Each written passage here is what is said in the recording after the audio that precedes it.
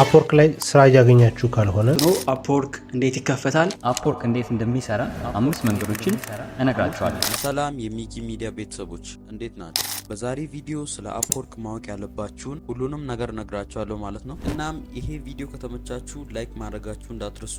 ለዚህ ቻናል አዲስ የሆናችሁ ደግሞ ሰብስክራይብ በማድረግ የሚኪ ሚዲያ ቤተሰብ መሆን ትችላላችሁ። እናም በዚህ ቪዲዮ አፕወርክ ምን እንደሆነ፣ ክላይንትና ፍሪላንሰር ምን እንደሆኑ፣ አፕወርክ ላይ እንዴት ስኬታማ መሆን እንደምትችሉና ስራችሁን ከሰራችሁ በኋላ አፕወርክ እንዴት እንደሚከፍላችሁ ሁሉንም ነገር እነግራችኋለሁ። ወደ ቪዲዮ እንግባ።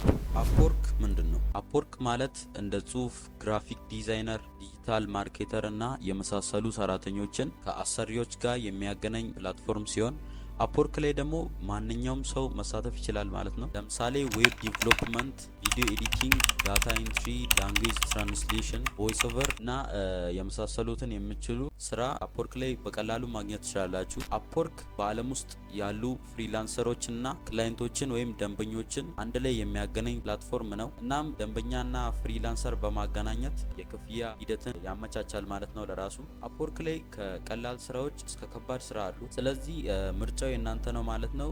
አፕወርክ ላይ ከትንሽ እስከ ትልቅ ስራ ስላለ ክፍያውም ከትንሽ እስከ ትልቅ ነው ማለት ነው። እናንተ የምትችሉትን ስራ እዛ ላይ ገብታችሁ የፈለጋችሁትን አይነት ስራ መስራት ትችላላችሁ። ስለዚህ አፕወርክ እንዴት ነው የሚሰራው? ደንበኞች ፍላጎታቸውን የሚገልጹ ፕሮጀክቶችን ይለጥፋሉ። ማለትም እንደ ጽሁፍ፣ ግራፊክ